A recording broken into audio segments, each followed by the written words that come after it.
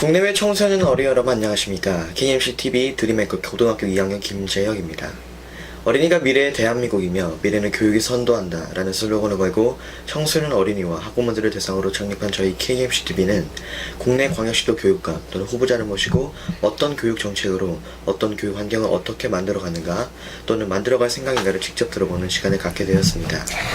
이는 당락을 통한 선거운동 참여가 아닙니다. 교육 마인드, 발표를 통해 보다 앞서가는 시대가 요구하고 후대가 바라는 선진교육의 로드맵을 영상에 담아보려는 것이 기획 의도입니다. 전 현직은 물론 후보자 여러분과 접촉을 시도해 오다 이 시간을 갖게 되었습니다. 물론 KMC는 상업방송이 아닙니다. 광고 홍보를 운영되는 TV도 아니고 대가를 따지지도 않아 창립장신 자체가 오직 전시문화와 인성들을 향해 미래세대를 바라보는 가치와 뜻을 영상에 담아 남기겠다는 설립자의 창작 활동 일환으로 무수의 풀처럼 달려가는 영상 유튜브 채널입니다. 이런 전시문화, 멘탈컬처 마인드 트레이닝에 주안점을 둔 KMCTV에 때마침 대전광역시 교육감으로 출마하는 정상범 후보자가 동감을 표해 응해주셨습니다. 정상범 후보자는 이제 한국정신문화 KMCTV 영상을 통해 삶과 철학, 교육자로서의 선진교육 정책을 남기는 것이야말로 한국 교육 발전의 새로운 정신문화 콘텐츠라며 동의해 주신 것입니다. KMCTV는 앞으로도 국내 17개 전 광역시도의 모든 현직 교육감이나 전직 또는 교육감 후보자와의 인터뷰를 희망하고 요청합니다. 교육행정의 야전 사령관이라 할 교육감님을 모시고 같은 취지의 대담을 나누고 영상에 담기 원합니다. 대전, 서울, 충남, 멀리 부산, 제주, 아무튼 국내 전체 교육감 후보자를 통해 모두 한국의 현재와 미래의 교육 비전을 논하노라면 본인만이 가슴에 담았던 고귀한 교육 정책이 생생히 살아 움직이게 될 것입니다. 자, 이제 그럼 말씀드린 정상범 대전광역시 교육감 후보자를 찾아가 직접 만나 뵙기로 하겠습니다. 한 말씀 빠뜨린 게 있군요. 오늘 이 영상은 우리 KMC 남녀 어린 리포터와 함께 초등교육의 설정 방향과 정책, 및 교육자로서의 삶 중심으로 진행합니다. 그럼 미소와 현규 시청자 여러분께 인사부터 하실까요? 안녕하세요. KMC 드림 아나운서 4학년 박미소 인사드립니다. 안녕하세요. KMC 어린이 리포터 아역배우 3학년 한영기 인사드립니다. 네, 엄마의 섬 가시기탈 등 여러 편의 드라마와 영화에도 출연한 탤런트 맞습니다. 그럼 저는 여기서 KMC 1기생 초등학생 어린이 미래의 언론인들에게 맡기고 물러나 있기로 하고요. 자, 가셔서 그럼 정상범 후보자님께도 인사드리고 시작하고 촬영 잘 해가지고 오세요. 잘해보세요. 감사합니다. 네. 정상범 후보자님 안녕하세요. 예, 안녕하세요. 먼저 지난 4월 16일 발생한 진도 세월호 침몰 사고로 300여 명이 사망 또는 실종한 사건이 발생했습니다. 교육자로서 제자이며 자녀들이라 할 고등학생 실종 및 희생자가 많은데 이 영상을 통해 애도와 위로의 한 말씀 부탁드립니다. 예, 책임자의 입장으로서 또는 우리 사회 지도층의 입장으로서 정말 안타깝습니다. 그건 내가 실질적으로 그 당사자인 것 같고 네. 또 성인의 입장으로 봤을 때에는 정말 네. 우리 무책임한 우리 성인들의 행태에 대해서 제가 비애를 느낍니다. 그리고 우리 청소년들이 그 소중한 생명이 헛되지 않게 제가 만약에 이제 교육감이 되면은 그런 관행들을 다 타파하고 또한 그런 학생들의 소중한 그 가치를 제가 길이길이 빛내기 위해서 교육적으로 많이 활용할까 생각을 하고 있습니다. 네. 네, 감사합니다. 형 누나들의 명복을 빌며 아직도 희망의 끈을 놓지 못하는 실종자 여러분의 생활을 기도합니다. 그럼 여쭤보겠습니다. 자기소개를 할까요? 아니, 고향이 어디시며 학교는 어디서 다니셨고 이런 말씀부터 해주세요. 예, 저는 고향은 대전이고 네. 초등학교, 중학교, 고등학교, 대학원을 다 대전서 나왔습니다. 네. 그러니까 이번에 출마한 교육감 후보 중에서 유일하게 저만 대전에서 초중고 대학을 다 나왔어요. 가족 이야기도 해주세요. 가족은 저는 이제 아버님, 어머님은 다 돌아가셨고 네. 이제 저희 집사람과 아이들 둘, 직장에 다니는 큰 딸과 대학교에 다니는 저희 아들 이렇게 넷이 지금 있습니다. 네. 네. 저희들의 스승, 이야기 할아버지께서는 자주 부모는 시요, 스승은 농부다라는 말씀을 하십니다.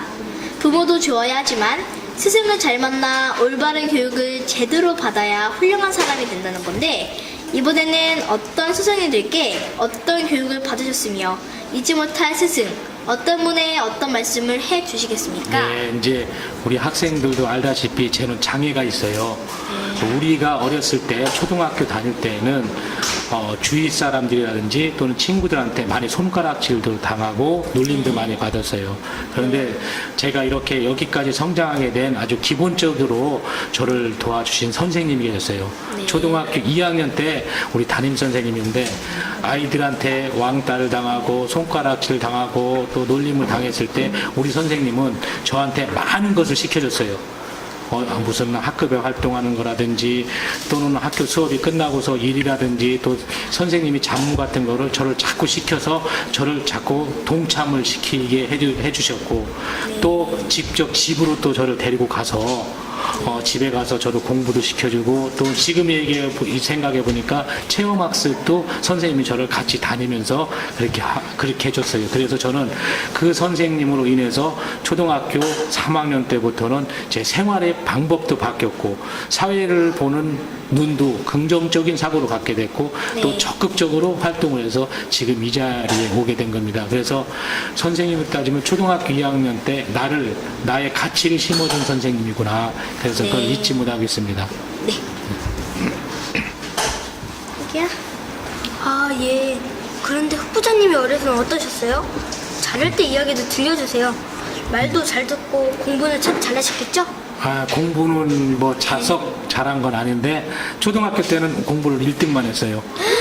네, 왜냐면은 이제 비결이 뭐냐면 장애가 있으니까 학교를 늦게 들어갔어요. 근데 지금은 과외도 하고 어디 학교 가기 전에 선수학습을 해서 가는데 그 당시 우리 때는 그런 것들이 없으니까 내 친구들은 초등학교 1학년, 2학년을 먼저 다니고 있었고 저는 늦게 들어가니까 그 친구들의 책이라든지 시험지를 내가 받아서 풀어보고 해가지고 나는 벌써 학년이 친구들보다 1, 2년 늦게 갔기 때문에 공부를 다 하고 간 형상이 돼서 초등학교 때는 항상 1등을 했어요. 그리고 이제 공부는 이제 열심히 해서 1등한 게 아니라 그런 사회적인 환경이 저를 그렇게 만들어줬다는 거고 학교 다닐 때는 저는 공부보다도 많이 바깥으로 나가서 아이들과 어울리고 또는 운동도 하고 또 어떤 그 놀이도 많이 했고 그래서 적극적으로 아이들하고 노는 데 전념을 했기 때문에 부모님한테 속도 많이 썩였습니다.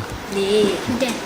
그때 그 시절의 노래라든가 어린 시절 좋아하던 것 등등 이런 말씀도 듣고 싶습니다. 예, 우리 때는 특별한 놀이기구라든지 뭐 PC방 이런 것들이 없고 그냥 공놀이, 공 있으면 공 갖고 노는 거라든지 또는 우리 그 땅에서 흙을 가지고서 놀 수 있는 그런 놀이들 주로. 그다음에 이제 뭐 무슨 구슬치기라든지 요새 딱지 같은 것이라고 해갖고 이제 그림으로 된 딱지가 있습니다. 그런 딱지치기 같은 건 주로 그런 것을 하고 자랐습니다. 네. 커서 무엇이 된다고 했던 꿈이 무엇인지 어린이들에게 꿈이 얼마나 중요한가에 대해서도 부탁드립니다. 예, 저는 우리 어리건 성인이건 아니면 대학생이건 간에 꿈은 있어야 된다. 그러나 세상을 살다 보니까 꿈이 바뀌더라고요. 환경에 따라서 바뀌고 오늘 내가 가졌던 꿈이 내일이면 또 다른 생각을 하게 돼요. 그런 경우가 저한테도 많이 있었는데 그러나 꿈은 가져야 된다. 왜? 꿈이 있는 사람만이 그것을 이룰 수가 있고 또 노력을 하고 의지를 가지고 활동을 할 수 있기 때문에 꿈을 가져야 된다고 하는데 저는 어렸을 때 꿈은 저 개인적인 것보다도 부모님들이나 주위에서 장애가 있으니까 의사가 되라. 왜냐하면 우리 때 어렸을 때는 직업이 별로 없었어요. 공무원이나 선생이나 의사나 변호사나 이런 거밖에 없었거든요. 그러니까 의사가 되라고 해서 공부를 했는데 초등학교 실력으로는 의사가 될 수 있는 실력이 됐는데 중고등학교 가면서 의사들이 공부를 더 열심히 해야 되잖아요. 그래서 저는 노는 쪽에 많이 치우시다 보니까 의사가 못 됐습니다. 그래서 제가 꿈꿔왔던 의사직은 못하고 지금 이제 여기까지 온 겁니다. 네. 이번에는 후보자님의 가족, 특히 자녀나 손자들 이야기도 들려주세요. 아버지로서, 교육자로서 자식들에게 해준 좌우명이랄지. 저는 이제 좌우명이 네. 항상 주어진 환경에 최선을 다하자. 이것이 아이들에게 주는 좌우명입니다. 그리고 저는 우리 두 애를 키웠을 때 절대 공부에 강압을 안 줬습니다. 할 수 있는 것은 다 시켰어요. 그리고 자기들이 하고 싶은 것은 다 해주겠습니다. 왜냐면은 지금 시기에서 공부만 열심히 해서 성공한 케이스도 있지만은 또 공부를 한다다가 이것저것도 안 되는 경우가 있어서 그래서 저는 아이들을 본인들이 할 수 있는 것을 다 시켰어요. 그래서 우리 작은 애는 지금 영화 감독을 하고 싶다고 해서 영화학과를 다니고 있습니다. 네. 그런데 후보자님은 대학에서 학생들이 제일 어렵다고 생각하는 수학과를 나오셨죠? 또 대전광역시 교육위원회 의장도 역임하셨고 특히 장애인 관련 단체와 평생교육원장도 하시는 등 어린이들이 들어보면 엄청 높고 화려하게 보입니다. 그런 경력이 교육감 직무수행에 얼마나 좋은 조건인가에 대해 말씀해 주세요. 예.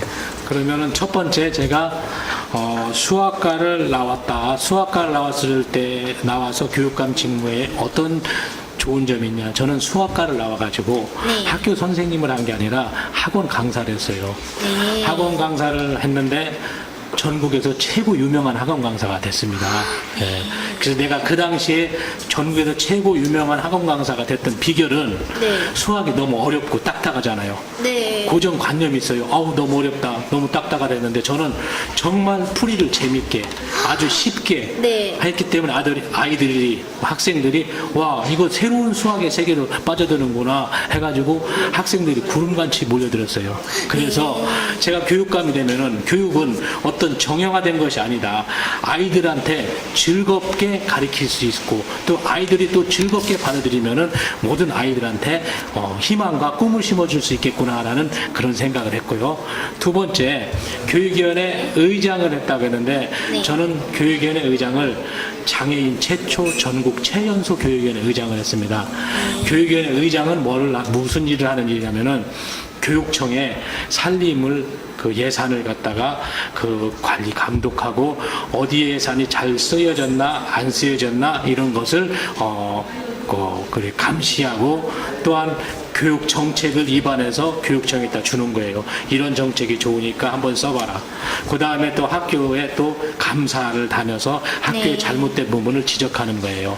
그러면은 네. 이런 모든 교육위원회 역할들이 교육 또는 교육감 교육의 의장 역할들이 실은 네. 그대로 올라가면은 그 교육감이 해야 될 일을 관리 감독한 사람이라 너무도 저는 여기 우리 교육감 출마자 6분들에 비해서 너무도 그 교육감의 역할 또는 교육감이 어떻게 일을 해야 된다라는 것을 잘 알고 있어요. 또 내가 교육감이 됐을 때는 내가 교육감을 관리 감독하는 시각에서 봤을 때 잘잘못을 너무 알고 있기 때문에 내가 그런 것을 시정할 수 있겠구나라는 네. 그런 생각이 들고요. 네. 그다음에 세 번째 말씀 지금 얘기한 장애인 관련 단체와 평생교육을 원장했는데 여기서는 우리 소외된 계층의 장애인들을 교육을 네. 6개월간 시켜서 직장을 이렇게 잡아주는 거예요. 평생 직장을 잡아주는 그런 역할을 했는데 이것은 또 무엇이냐. 지금 우리 학교에서 여러분들도 아이들 중에서 소외된 아이들 있잖아요. 네. 뭐 무슨 학문 쪽이라든지 아니면 사회적이라든지 아이들하고 못 어울리는 아이들 이런 아이들을 나는 어떻게 해서 이 사람들을 같이 동참을 시켜서 또 사회 일원으로 같이 활동할 수 있게끔 하는 그런 또 비결도 제가 알았습니다. 네. 그래서 이 세 가지로서 제가 교육감이 됐을 때는 꼭 실현하고 싶은 일들이 많이 있어요. 네. 네. 후보자님, 그런데요. 네. 사실 학교에 가면 어떤 선생님은 좋은데 어떤 선생님은 무서워서 겁내는 아이들도 있어요. 교육감이 되시면 선생님들과 함께 하실 거니까 선생님들은 어때야 한다고 보십니까? 저는 이제 선생님들은 아이들을 대할 때 가슴에서 대해달라.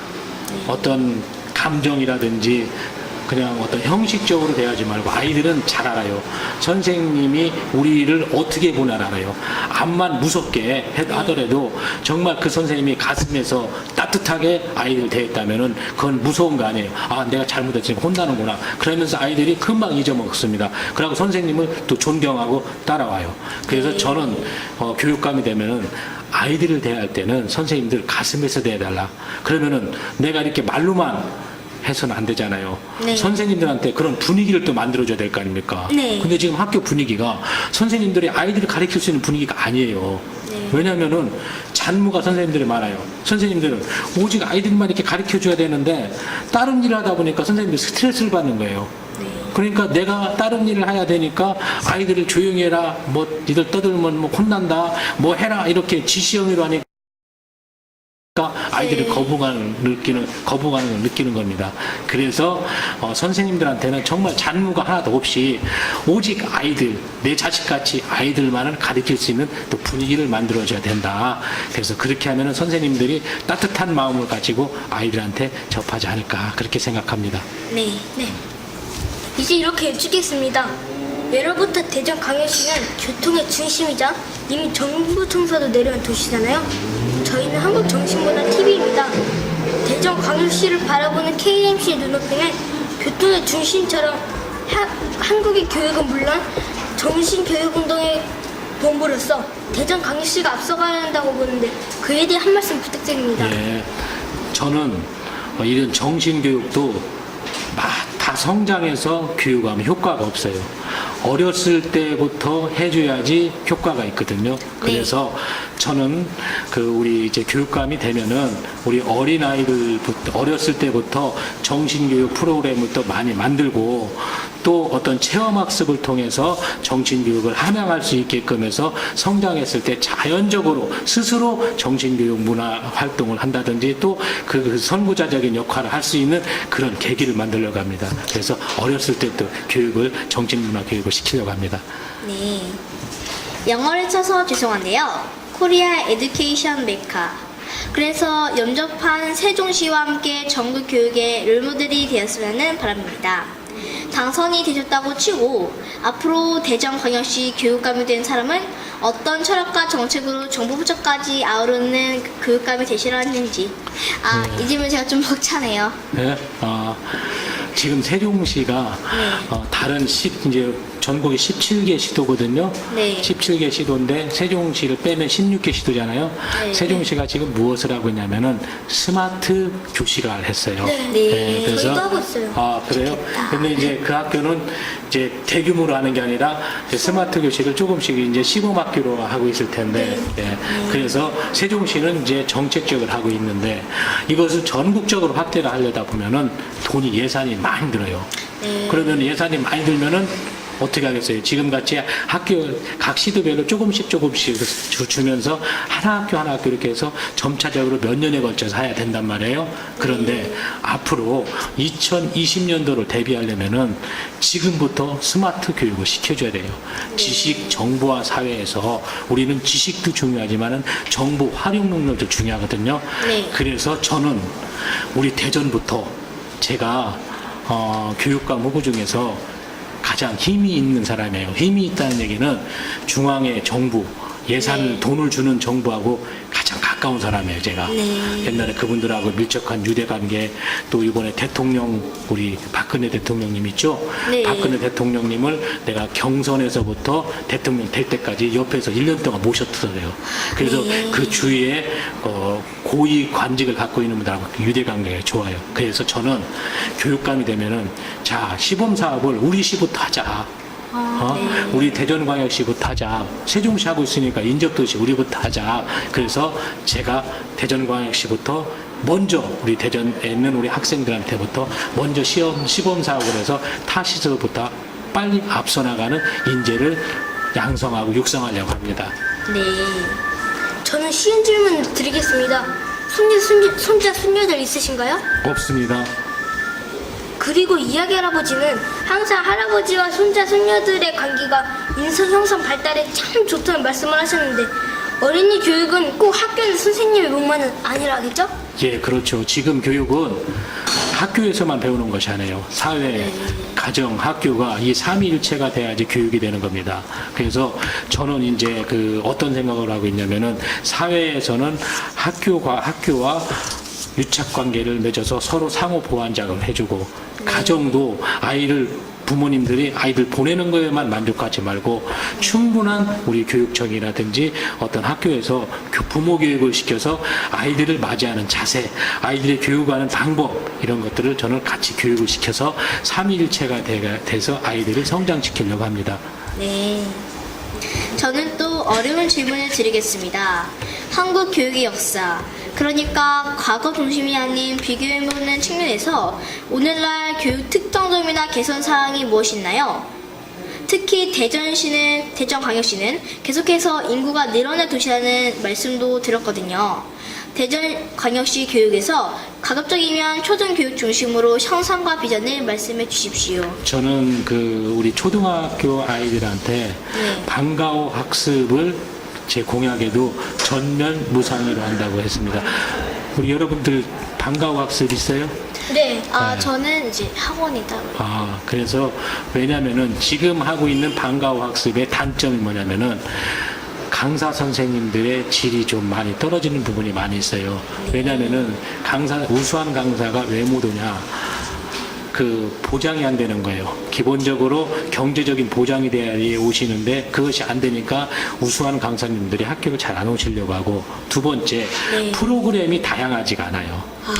그래서 저는 우리 초등학교 학생들부터 재능과 소질을 개발시켜 주기 위해서 프로그램을 다양하게 또 강사의 수준을 높게 그러려면은 이것은 교육청에서 돈을 대줘야 되겠다. 그래서 무상으로 교육을 시켜서 방과후 교육을 활성화해서 우리 초등학생들이 끼와 재능과 갖고 있는 소질을 개발시켜 주려고 합니다.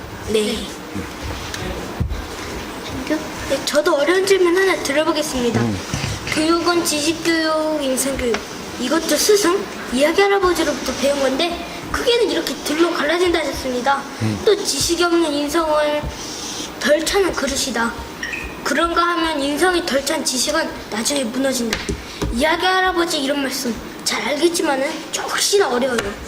인성교육에만 치우쳐도 안 되고 지식교육에만 빠져도 안 되죠? 예, 그건 맞습니다. 우리가 교육이라는 학교를 다니는 것도 정말 미래 인재를 육성해서 사회에 나가서 사회에서 아주 훌륭한 사람으로 활동하라고 우리가 가르치는 건데, 지식만 풍부하다고 해서 사회에 나가서 성공하는 것도 아니고, 또 그 사람이 사회 활동을 하는 데서 어떤 좋은 점만 있는 것도 아니에요. 또한 인성교육만 시켜서 사회를 내보냈을 때는 지식이 뒷받침이 안 되니까 사회생활 하는데 무지하게 어려운 점이 있습니다. 그래서 저는 인성교육과 지식교육이 항상 공존하면서 평균을 이루게끔 어느 쪽에 치우치지 않고 평균 인력으로 똑같이 갈 수 있게끔 그런 교육을 시키려고 하고 있습니다. 네. 저는 인간성을 줄이면 인성이고 동물성을 줄이면 짐승 수성이라는 말씀도 배웠습니다. 그런데 교육의 첫 번째 주인은 부모요, 다음은 스승이며 마지막이 너 자신이라는 말씀 잊지 않았습니다. 교육은 부모와 학교와 내가 모여야 된다는 건데, 오늘날 첫 자리에 선 부모님들께서 자녀 교육에 거는 기대와 역할에 대하여, 그리고 선생님과 당사자 학생들의 모습 뭐라고 보시는지요? 부모님들이나 선생님들이나 아이들에 대한 기대는 같다고 생각합니다. 저 아이가 성장을 해서 사회에 꼭 필요한 인재로 성장하고, 또한 평생을 살아나가는데 스스로 자립심을 가지고서 자기 생활을 할 수 있게끔 키워주는 것이 교육이라고 생각하고 있습니다. 네, 그래서 그런 인재를 육성하는 거고, 부모님들은 항상 그거에 대한 기대를 하고 기도를 하고 또 뒷바라지를 한다고 생각합니다. 네. 하나만 더, 후보자님 꼭 당선되시기 바라면서 당선되면 초등학생들하고 또 직접 만나도 주실 거죠? 그럼요. 만나주시겠습니까? 예. 그리고 저는 초등학생들에게 꿈과 희망을 심어주기 위해서 나왔습니다. 이 장애인이 지금 제가 알기로는 전국에서 이렇게 장애를 가진 사람이 교육감에 도전하는 사람이 한 사람도 없을 겁니다. 제가 아까 처음에 얘기했죠. 장애인 최초 교육위원회 의장이라는 얘기를 했죠. 또 이번에 수식어를 또 하나 달고 싶습니다. 장애인 최초 대전광역시 교육감. 그러면은 아이들한테 장애인도 할 수 있다. 이렇게 열악한 환경에서 다른 사람보다 뒤지고 있는 신체적인 조건을 가지고 있으면서도 뭔가 성장할 수 있고 뭔가 꿈과 희망을 갖고 하면 될 수 있다라는 그런 우리 아이들에게 꿈과 희망을 심어주고 싶습니다. 아, 죄송하지만 여기 원고에는 안 들은 질문이지만 네. 혹시 당선되시면 저희 학교도 좀 와주시면 예, 좋겠습니다. 가서 네. 우리 아이들하고 제가 대화도 하고 네. 또 아이들에게 제가 어렸을 때 성장 과정도 얘기해주고 네. 앞으로 아이들이 앞으로 어떻게 살아야 돼가지고 정말 잘 사는 삶이 되냐 그것도 네. 내가 강의도 해주고 그러겠습니다. 네. 약속 지키겠습니다. 네. 예. 그런데요, 후보자님, 아빠한테 들었어요. 후보자님은 충청권 사회적 경제 매니페스토 실전 협의회와 대전 본부 주관으로 한바 나이컵 세협에서 열린 사회적 경제 매니페스토 실전 협약식에 참석하여 취약 계층의 삶의 질 향상 등을 추구하는 사회적 경제 활성화와 곧 후보자님이 내건 정신교육이 이 같은 개념이라며 사회적 경제 활성화에 최선을 다할 것이라고 했답니다. 이 말씀도 해주세요. 성함이 정삼범이니까 정상교육이라는 슬로건입니까? 예, 제 슬로건이 비정상을 정상화하겠다. 예. 우리 요새 우리의 화두가 그러잖아요. 비정상. 지금 모두 어떤 것들이 관행처럼 비정상이 된 것을 저는 정상화하겠다는 건데, 네. 제가 이제 그 우리 경제 활성화 차원에서 저는 이제 공약이 뭐가 있냐면 아까 얘기한 대로 방과학습 무상으로 하겠다. 이것은 우리 소외계층 아이들한테 기회, 어떤 자기 소질과 능력, 학습권에 대한 기회를 많이 줄 것이고 그런 차원에서 무상 교육을 했고 또 그 다음에 아이들한테 무상 교복을 한다고 했습니다. 교복을 무상으로 주는 이유가 지금 교복이 가정 형편이 좋은 사람들은 40만 원씩 하는 교복에 대해서 아무런 그 부담도 없고 그렇지만은 지금 서민들이나 못 사는 사람들은 엄청난 가정에 경제적으로 큰 타격이 있습니다. 그래서 교복을 무상으로 제공한다니까 사람들이 깜짝 놀라요.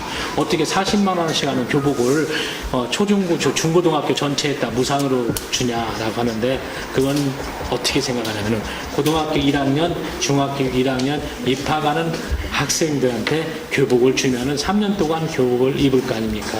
자, 그런데 그럼 교복을 단가가 40만 원인데 저는 그걸 어떻게 하냐? 우리가 통일을 대비해서 개성공단에 있는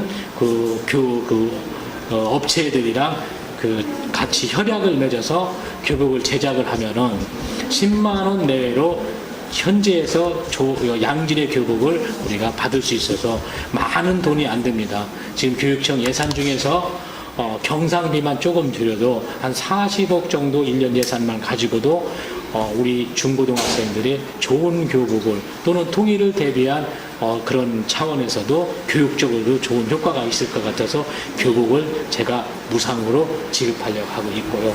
또 우리 어린이들 학교 급식 먹죠. 네. 급식이 너무 맛이 없죠. 아, 네. 네, 제가 지금 그게 가장 안타까워요. 저는 교육감이 되면은 그거 아주 개혁을 해버릴 것입니다. 여러분들 집에서 먹는 밥상 형태로 만들려고 해요.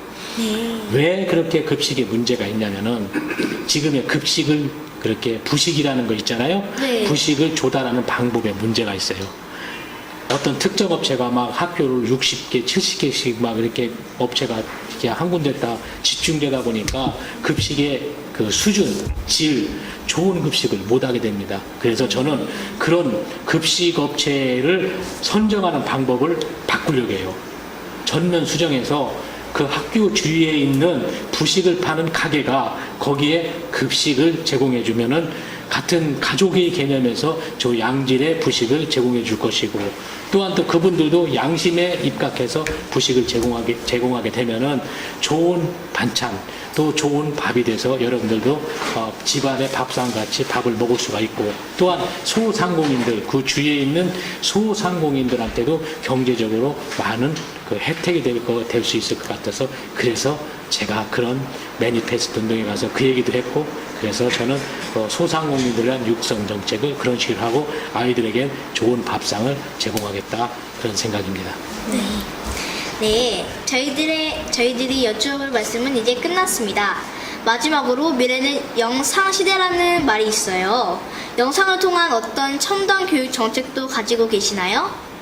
저는 아까 스마트 스쿨이라고 했죠. 네. 스마트 스쿨이 학교에서 다 되면은 영상을 이용할 수가 있는 그 기자재도 같이 들어가겠죠. 네. 그래서 그런 거에 대해서는 뭐 기본이 영상이 기본이니까 우리가 네. 그랬잖아요. 직접 가서 체험을 못하면은 영상으로라도 습득하는 그런 방법도 있잖아요. 네. 지구촌 어디에서 있던 영상을 다 따와가지고 볼 수가 있기 때문에 그래서 앞으로 그런 교육이 필요하다는 얘기입니다. 네. 그럼 우리 KMC 스튜디오에서 김재혁 선배가 한두 가지만 질문 드리고 마쳤으면 합니다. 같이 오지 못해 녹화된 질문입니다. 선배님 나와주세요. 예, 다시 스튜디오입니다. 윌슨글 잘했고요. 네, 후보자님, 어린이들에게 자상한 답변 정말 감사드립니다. 그럼 두 가지만 질문 드려보겠습니다. 첫째, 대전광역시 전 교직원에게 하시고 싶은 말씀 하시고, 특별히 학부모님들께 하시고 싶은 말씀, 하나 더, 모든 학생들에게 하시고 싶은 말씀까지 간단하게 3마디만 해주십시오. 우리 선생님들한테는 잔무가 없는 학교를 만들겠습니다. 네. 그래야지 선생님들이 오직 아이들 교육과 상담에만 신경 쓸 수 있고 선생님들이 스트레스를 받지 안 줘야 되기 때문에 잔무를 전혀 없애겠습니다. 전무가 없는 그래서 선생님들의 학교를 만들겠습니다. 그 다음에 학부형님들한테 당부드리고 싶은 것은 아이들의 교육, 아이들의 성장은 부모 욕심대로 해서는 안 된다. 아이들을 항상 가까이에서 아이들 편에서 모든 결정을 해주고 아이들 편에서 모든 것을 지도를 해달라는 그런 부탁을 드리고 싶고요. 그 다음에 우리 학생들한테는 꿈과 희망을 가지고 모든 일을 해라. 그러고 앞으로는 어떤 그 자기 재능과 소질을 갖고 있는 사람들이 학교에서 성장하면서 그 재능과 소질을 개발을 해주면은 사회에 나가서 훌륭한 사람으로 클 수가 있습니다. 그러니까 네. 자기가 꿈이 뭐고 또 자기가 해야 될 소질이 뭔가를 개발해서 그쪽 방면으로 전력 질주해 주시길 바라겠습니다. 예. 네. 지금까지 인터뷰에 응해주신 정상범 후보자님 감사합니다. 네. 감사합니다. 감사합니다. 수고하셨습니다. 고맙습니다. 야, 기념사진 한번 좀 안아달라고. 그래. 어디 앞에서 찍을까? 여기 앞에서 양쪽으로 이렇게 올까? 안쪽으로 서. 뒤로. 자, 여기 보세요. 하나, 둘, 셋. 뭐가 있을까요? 좀 땡기라고 찍어야겠다. 하나, 둘, 셋. 하나, 둘, 셋. 좋습니다. 수고했어. 수고했어요. 야, 잘했다. 너무 잘하시네. 애들 수준에 맞게 딱 얘기를 해주니까 내용이 좋았어요. 아빠, 그 가장 네, 여러분 어떻게 보고 들으셨습니까? 인간이 동물과 다른 것을 쳐주는 교육이라는 말이 있는데 이 교육이 곧 국가 백년대교육, 국력의 토형이라 할 때 훌륭한 분이 좋은 정책으로 이끌지 않으면 안 된다는 차원에서 특히 대전광역시가 교육의 메카로 발돋움하는 데 있어 정상범 후보자의 철학이 결실되었으면 하는 기대를 갖습니다. 장시간 인터뷰에 응해서 정말 감사합니다. 자, 그럼 지금까지 KMC 드림 아나운서 4학년 박미소, KMC 어린이 리포터 아역배우 3학년 한영규. 저는 KMC 드림앵커 김재혁이었습니다. 국내 청소년 어린이 여러분, 그리고 이 영상을 시청해주신 학부모 여러분, 밝고 활기찬 대한민국의 교육 발전을 위해 큰 관심을 가져주시기 바라면서 다음에 뵐 때까지 안녕히 계십시오. 안녕히 계십시오.